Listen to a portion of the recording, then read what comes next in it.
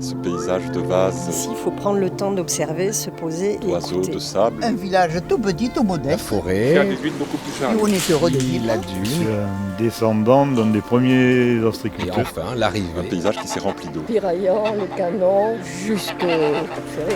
Tu es entouré de beauté en fait quand tu es là. Il y a plus malheureux comme endroit. Je suis née dans cette chambre, voyez, face à ce beau paysage. Une escapade sonore à Piraillant avec Annie Labarrère. Je m'appelle Annie Labarrère. Je suis née le 17 mai 1937 à Piraillant, dont je vais essayer de parler de l'ostréiculture ancienne. Et on arrivera au fur et à mesure à l'ostréiculture moderne, bien sûr. On va parler de la naissance de l'huître. Ça a commencé sur ses concessions, comme si vous aviez un jardin. Nous suivons Annie le long du port en forme de U, autour duquel des ostréiculteurs œuvrent tout au long de l'année. Vous voyez des tuiles comme ça là. C'était des tuiles blanches qui étaient passées à la chaux et tout, et que l'on mettait à l'eau pour récolter le naissin. On mettait à l'eau au mois de juillet. Ensuite, vers le mois de avril, mai, on récoltait ces tuiles qui étaient pleines d'huîtres, en principe, qui étaient déposées dans des cages en bois noirs, pleines de coltan. Et ensuite, on ramenait tout ça à terre, on grattait tout ça, on les posait en paquets, on les redéposait sur les concessions pour les préparer pour l'année après. Alors on mettait le naissin dans certains endroits pour qu'il pousse. Seulement il y avait un hic, c'était les tempêtes. Et quand une tempête arrivait au mois de décembre et tout ça, ça faisait des dégâts. Et l'huître, donc, il fallait la cultiver pendant 3 ans. Et il fallait la tourner, la remuer, des fois la changer d'endroit, la trier comme ils font maintenant. Mais maintenant c'est beaucoup plus facile avec les poches et tout ça. Annie nous emmène devant sa maison d'enfance, au début de l'anse du port ostréicole. C'est là où je suis née. Voilà, il y a 86 ans bientôt. Ici c'était la chambre, le séjour, là, l'atelier était là. Il fallait se dépêcher parce qu'il fallait que les huîtres soient prêtes à la marée pour les remettre à un endroit pour pas qu'elles restent trop à l'air libre, quoi. Enfin, un jour ou deux, ça allait. Alors tout ça, c'était tout blanc. C'était tout blanc, c'était joli, tout était en ordre, c'était impeccable. Annie nous indique le paysage sur notre gauche. Là, tout ça, c'était la forêt. Là, il y avait une vieille baraque. Il y avait plein de tuiles. Là, les gens qui faisaient leurs tuiles, leur chaulage. Oh, c'était joli. Et c'était un petit chemin. Et l'eau allait toujours presque à la route. Alors, les poches, il y a plusieurs catégories de poches maintenant. Ça, c'est pour mettre le naissin. Là, il doit y avoir plus petit. Et au fur et à mesure que... Au bout d'un mois ou comme ça, on lève ces poches, on les trie et on les met dans un calibre, on les met dans plus grosses pour qu'elles puissent repousser. Puis après, on recommence et tout, et on met dans une catégorie encore un petit peu plus grosse. Voilà. Donc chaque fois que l'huître pousse, qu'elle a atteint un certain volume, on change la catégorie de poche. Alors les endroits où normalement ça pousse le plus, c'est évidemment le plus près de l'océan. Et toutes les tuiles, elles étaient posées plutôt en bordure de plage. Parce que par les courants et tout ça, ça captait mieux. C'était plutôt en bordure de plage. Et c'était très joli.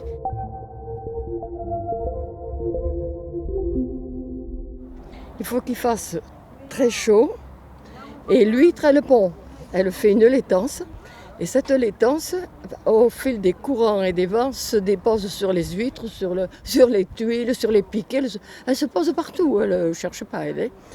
Et au bout d'un mois déjà, on aperçoit comme une petite tête d'épingle, vous voyez, on voit un petit point noir. Et au fil et à mesure, la coquille pousse, c'est formidable. Qu'est-ce que tu fais? Tu débouches le trou? Oui, non, bonjour. Non, là, je sors ça, là. Parce que ça, Ah oui. Ça, c'est toutes les coquilles qui arrivent du tapis derrière, en fait. Ah oui, parce qu'avec l'eau, ça remonte après. Non, c'est parce qu'en fait, t'as vu quand on trie, là, Oui. derrière, avec le tapis, Et quand l'eau sort d'ici, t'as toutes les coquilles qui reviennent. Ah d'accord, oui, En mais fait, ça bouge. ok. Voilà. Donc là, en fait, t'es bien rempli. Oui, mais c'est parce que tu fais du sport. Oui, voilà. On manque de ça. Ouais. Et dis donc, t'as pas mis les patins, parce qu'autrefois on mettait les patins. Les patins, ils sont vraiment dans le grenier. Ah ouais, dans le grenier, ils ne servaient plus à rien. Ils servent plus.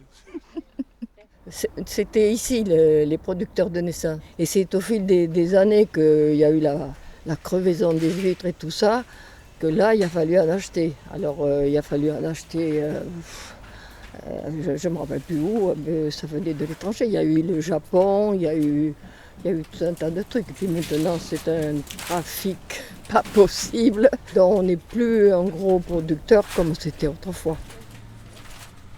Il y a eu la crevaison par les tempêtes, par les étoiles, par on ne sait pas quoi. Ça a crevé. Et pourquoi on ne savait pas. Ou des fois, il faisait trop chaud. Alors ça... Et une autre fois, un hiver, il y avait fait froid, un terrible. Et quand l'eau, c'était à la basse mer que ça avait gelé, à mesure que l'eau montait, on voyait les flaques d'eau qui emportaient les huîtres.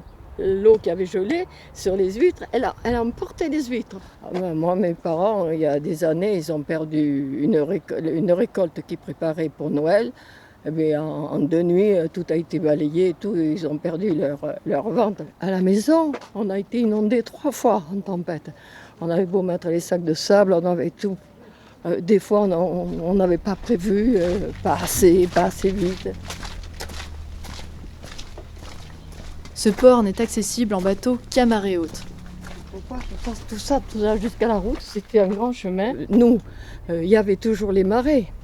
Donc, il fallait prévoir, quand on allait au parc, on avait les bateaux qui étaient là, avec les huîtres qu'il fallait amener au parc. Donc, il fallait prévoir de ce qu'on appelait baisser le bateau, qu'il ne se fasse pas prendre et s'échouer ici, pour pouvoir aller à la marée, autrement, marron. Alors, et après, quand il y avait... On allait les mettre normalement, vous voyez le petit paquet de lattes là-bas. Alors il y avait comme une petite butte et on allait mettre les bateaux pour pouvoir partir 2 heures avant la basse mer pour pouvoir aller travailler. Ah moi c'est pas difficile, c'était très dur, je vous promets, parce que moi quand je disais à mon père l'hiver, papa j'ai froid aux mains, on n'a pas froid aux mains à ton âge, trempe-les dans l'eau, tu verras ça va te passer. Ou que je lui disais, quand on avait perdu les huîtres et tout, qu'il fallait les mettre, les sortir de la toile, les mettre sur le chaland pour essayer de les sauver, pour aller les mettre sur notre parc. Au bout d'1 heure, je disais, mais j'ai mal au dos. On n'a pas mal au dos à ton âge. Allez, dépêche-toi, l'eau monte. Oui, papa. Je ne répondais même pas, oui, papa. Je devais grogner plutôt. Ça va? T'as trouvé?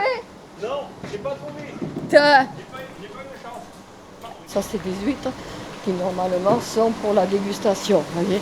Alors suivant la couleur des paniers, suivant comme elles sont, on voit pas très bien, c'est le numéro de l'huître qui part de 3, 4, 5, la plus grosse c'est le 1, du double 0 ils n'en ont pas beaucoup. Moi je préfère les petites, moi je préfère ce que l'on appelait autrefois la noisette. Alors la noisette c'était une huître que l'on ramassait autrefois comme les parcs étaient séparés par des toiles. Entre chaque parc, il y avait des chemins, des petits chemins. Et au mauvais temps, il y avait toujours des huîtres qui s'échappaient. Et elles roulaient, même on les appelait les rouleuses. Elles roulaient, elles faisaient comme des petites noisettes comme ça. Elles avaient un goût super. C'était difficile à ouvrir, hein, mais c'était bon.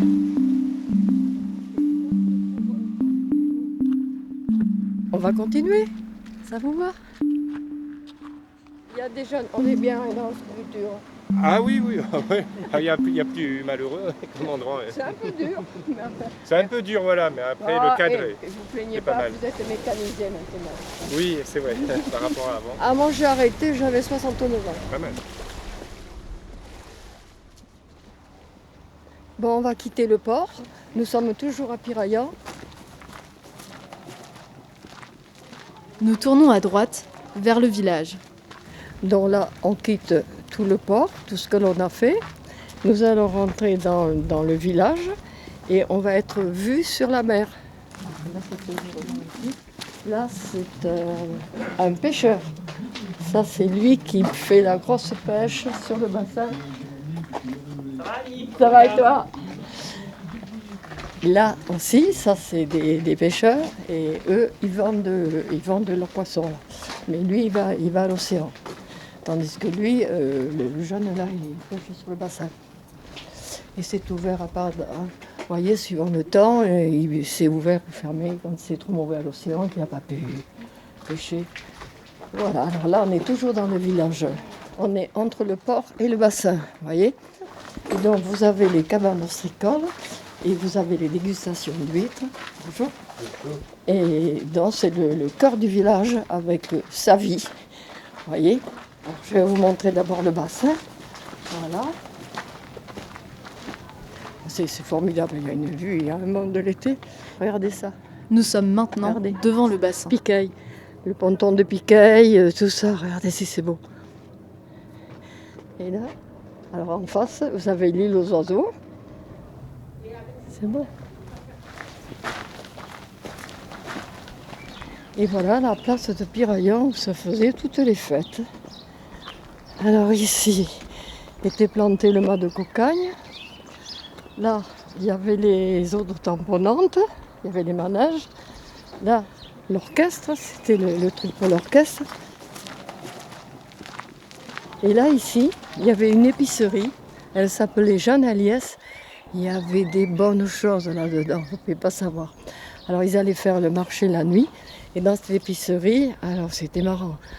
Toutes les femmes, là, elles arrivaient à 8h pour avoir vite la première, le truc tout frais, des choses qui venaient. Mais c'est un grand charcutier de Bordeaux. Il faisait la charcuterie, ça sentait bon, les saucisses, la viande, les légumes, c'était magnifique. C'était pas grand, hein, mais on n'était pas tellement nombreux, pour dire aussi. C'était une escapade sonore à Piraillon avec Annie Labarrère. Parce que les hommes, ils partaient au parc, mais à terre, il y avait du boulot. Alors qui c'est qui vidait les poches, qui c'est qui les lavait, qui c'est qui les remettait sur les palettes? Et c'était Annie. Et les camions, quand ils arrivaient avec les huîtres d'Irlande, d'Hollande, de je sais pas où, les gars, ils ne voulaient pas toucher. Elle dit, madame, nous, on ne touche pas le Clark. Et bien c'est moi qui le faisais. Proposé par l'Office de tourisme de Lège-Cap-Ferré. Production exécutive, narrative. Production déléguée, Vue du Cap. Fond documentaire, portrait du bassin. Prise de son et réalisation, Cécile Cross et Emmanuel Glémet. Montage, voix et musique, Julia Griner-Abraham.